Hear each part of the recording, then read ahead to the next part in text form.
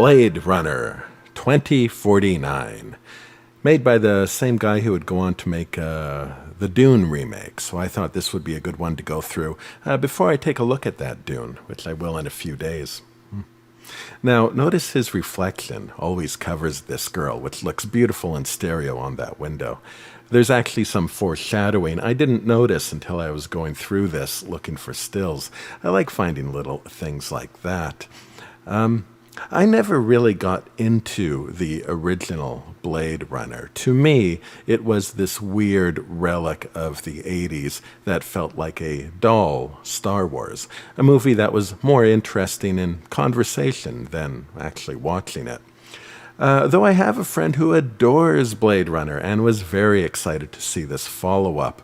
And he especially wanted to see the 3D version and couldn't in the theaters. So when I got this, he was eager to come over and see it. But by the midpoint, I could tell he was getting restless. Often when a movie isn't going well, we might just start talking over it, maybe even switch it out for something else. But I wasn't saying anything. I was ignoring his restlessness. I knew he was bored stupid, but I was enraptured by it, glued to the scenic yet desolate beauty, and I didn't want to interrupt the spell it had over me. Yes, this movie crawls at a snail's pace, and that bugs a lot of people. And it's very much the opposite experience that I tend to associate the 3D movie with. When I think 3D, my mind goes to some kind of roller coaster, probably starring The Rock. But 3D actually prefers it slow. The more time you have on a shot, the better it sinks in. Depth has a way of blooming over time, and I've been surprised to find that quality works very well with these introspective films. When we are given the time, our eyes survey a shot, and then decide to rest on some aspect of it. We draw in more information about its shape and the space it occupies. But there's a trick at play. We cannot do this without imagining ourselves being in that space, because that is why our brains are estimating the shape, size, and weight to prepare us physiologically to interact with it. Sensations get sent to our muscles, our lungs, our very heart. Prepare. At first weakly, and then as attention grows, it gets stronger and more direct, more powerful. We see the wall fluctuate as his head is slammed against it. The stereo informs us of how that must feel, the weight in those hits, the power behind it, and the superhuman bludgeoning that skull is taking. This movie is surrounded by death, and yet the landscape feels serene and even colorful in the city. I imagined cruising over this place playing the old Miami Vice soundtrack, passing over these towers of boxes. Dreary as they are, these towers are a perverse refuge here. Exposure is a dangerous thing in this Blade Runner world. Open spaces are pain. It's the realm of death. Every character that goes into the sunshine dies. The movie opens with the arrival of death, its subject caught off guard in the open, away from the security of its box.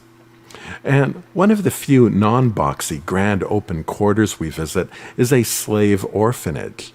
The stereo picture brings us into this big open room, and we can see how each child here is exposed and subject to the scolding of their master.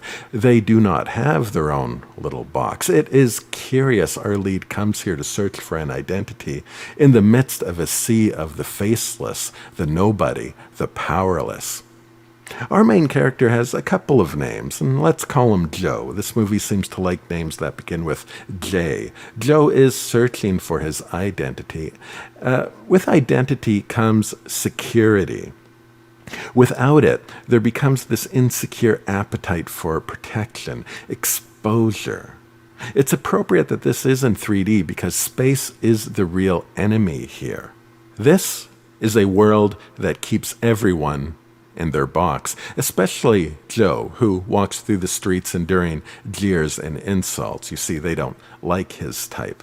The stereo reveals the climb to his home to be mountainous. These staircases spiral down into absolute oblivion at the bottom. And finally, we're presented with graffiti across his front door. Outside is just a nightmare. Now, inside Joe's box, he has this hologram girlfriend who pretends to be waiting for his arrival, even cooking a fake meal for him. Is this self-adoration? I don't think so. It reminds me, actually, of a moment in the TV show Downton Abbey, and you'll have to bear with me. Now, in that show, the master of the house refuses to be dressed by one of the staff.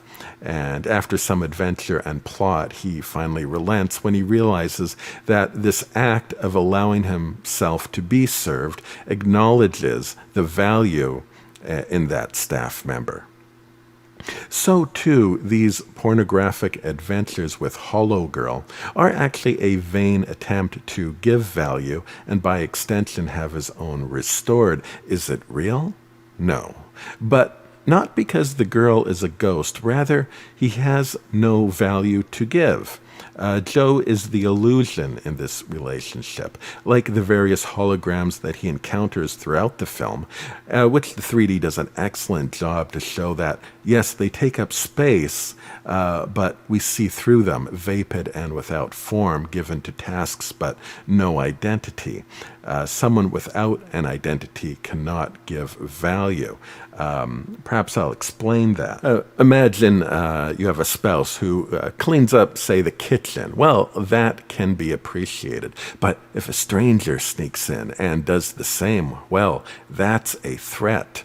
The difference is identity. Here, we see him try and do really exactly that. He tries to do this Decker character a favor, but he's an invader and is treated like one. See this nice 3D shot showing him navigate a tripwire.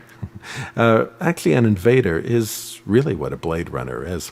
Now, the problem is we cannot earn identity because, as the Sermon on the Mount tells us, we can never be good enough.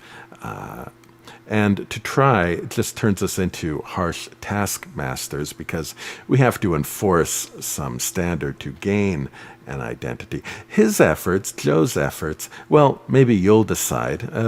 Do they turn out well, or do they just cause a lot of unnecessary trouble?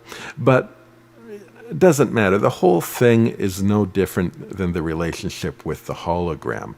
It's a make-believe duty that really costs everything, and yet it's still not good enough.